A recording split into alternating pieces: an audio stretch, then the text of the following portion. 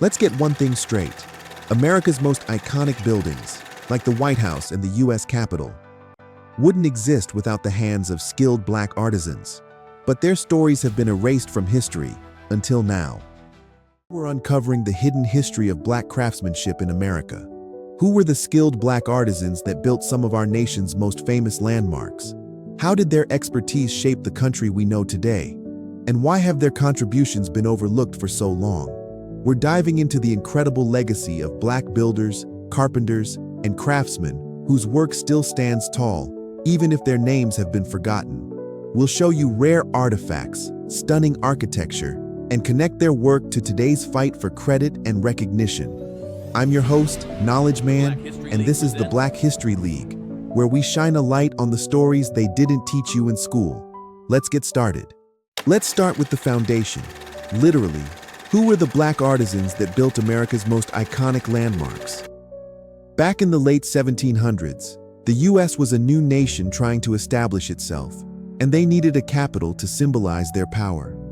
Washington, D.C. was chosen, and the White House and U.S. Capitol were the first major projects. But there was a problem. They didn't have enough skilled labor to get the job done. So, they turned to enslaved Black artisans, many of whom were already known for their expertise in carpentry, masonry, and metalwork. These weren't just laborers. They were master craftsmen who had been honing their skills for generations. One of the most incredible stories is that of Philip Reed, an enslaved man who worked on the U.S. Capitol. Reed was a skilled metalworker, and in 1863, he played a crucial role in casting the Statue of Freedom, the iconic figure that sits atop the Capitol dome. The statue arrived in pieces, and the Italian sculptor hired to assemble it, Thomas Crawford, demanded a huge pay raise to finish the job. Reed stepped in and figured out how to separate the plaster model, allowing the bronze statue to be cast and assembled. That statue, which symbolizes liberty, was made possible by an enslaved man who wasn't free himself. But Reed's story isn't unique. Records show that over 400 enslaved people worked on the White House alone, cutting timber, laying bricks, and forging iron under brutal conditions. They worked 12-hour days, often in extreme heat, with no pay and no freedom. Some of their names, like Peter, Ben, and Daniel, are recorded in payroll ledgers, but they were never given credit. George Washington himself praised their work in letters, noting the excellent quality of their craftsmanship, but he didn't free them or acknowledge their contributions publicly. These artisans also built other landmarks, like Mount Vernon and Monticello, Thomas Jefferson's plantation. At Monticello, enslaved carpenters like John Hemmings crafted the intricate woodwork that made the estate a masterpiece. Hemmings, who was also Jefferson's brother-in-law through Sally Hemings, built furniture and even the iconic dome of Monticello, showcasing a level of skill that rivaled any European craftsman of the time. Their work wasn't just functional, it was a testament to their resilience and talent, despite the horrors of slavery. These enslaved Black artisans didn't just build buildings, they laid the foundation for a nation. Their skills turned blueprints into landmarks that still stand as symbols of America, but their names were left out of the history books, overshadowed by the very people who enslaved them. It's time we recognize their genius and the sacrifices they made. So we know Black artisans built America's capital, but what about the South? How did their craftsmanship shape the antebellum era? In the antebellum South, before the Civil War, Black craftsmanship was the backbone of the plantation economy, but it went far beyond that. Enslaved and free Black artisans were in high demand for their skills in carpentry, blacksmithing, masonry, and even intricate ironwork. Let's start with Isaac Granger, an enslaved blacksmith at Thomas Jefferson's Monticello plantation. Isaac was a third-generation craftsman, trained by his father, George Granger, who was also a skilled blacksmith. Isaac forged the nails, tools, and even the chains used on the plantation, a heartbreaking irony, since he was making the very tools of his own oppression. His work was so good that Jefferson sold his iron products across Virginia, bringing in significant profit. Isaac's story isn't just about skill, it's about survival. He used his craft to gain a small measure of respect on the plantation, and after emancipation, his family continued the blacksmithing tradition, passing it down through generations. Then there were the black carpenters who built the grand plantation houses that symbolized Southern wealth. In Charleston, South Carolina, free black carpenters like Thomas Elf ran successful workshops that became legendary.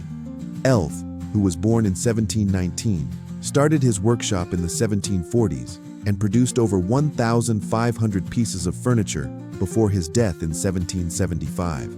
His mahogany chairs, desks, and tables were so well crafted that they're now considered priceless artifacts, displayed in places like the Charleston Museum and the Museum of Early Southern Decorative Arts. Elf's success didn't come easy. Laws at the time restricted free black businesses, and white competitors often stole his designs or undercut his prices. Despite that, his work influenced Southern furniture design for decades. Black artisans also left their mark on Southern architecture. In New Orleans, enslaved and free black ironworkers created the iconic wrought iron balconies that define the French Quarter. One notable craftsman was Louis d'Anjouan, a free black ironworker in the early 1800s, whose intricate designs are still visible on buildings like the Pontalba apartments. These artisans didn't just build, they innovated, blending African techniques with European styles to create something uniquely American. But their contributions came at a cost. Enslaved craftsmen were often punished for their skills. Plantation owners feared their expertise made them too independent. Free black artisans, like Elf, faced constant threats of violence and legal restrictions, yet they persevered, leaving behind a legacy that still shapes the South today. Black artisans in the antebellum South didn't just keep the economy running. They created a legacy of beauty, innovation, and skill that defines Southern culture to this day. From plantation houses to ironwork, their craftsmanship was art, but their stories were buried under systemic racism, and it's time we bring them to light. Now that we've seen their historical impact, let's talk about today. How are we finally giving black artisans the credit they deserve? Black craftsmanship didn't stop with emancipation. It evolved and thrived, even as recognition remained a struggle. During the Great Migration, from the 1910s to the 1970s, millions of African Americans moved from the South to northern cities like Chicago, Detroit, and New York, bringing their skills with them. In these cities, black artisans built the infrastructure of their new communities. Take the African Meeting House in Boston, for example. Built in 1806 by free black carpenters like Cato Gardner, it's the oldest surviving black church in America. Gardner raised funds for the project and worked alongside other black craftsmen to create a space that became a hub for abolitionist meetings, including speeches by Frederick Douglass. The meeting house's simple but sturdy design, its wooden pews, brick walls, and arched windows, reflects the skill and dedication of its builders. But for centuries, these contributions were ignored by mainstream historians. It wasn't until the late 20th century that the tide began to turn. In 1991, the African Meeting House was restored and recognized as a National Historic Landmark, with plaques honoring its black builders. A similar effort happened with the White House. In 2012, the White House Historical Association launched a project to identify the enslaved artisans who built it, using payroll records and oral histories from descendants.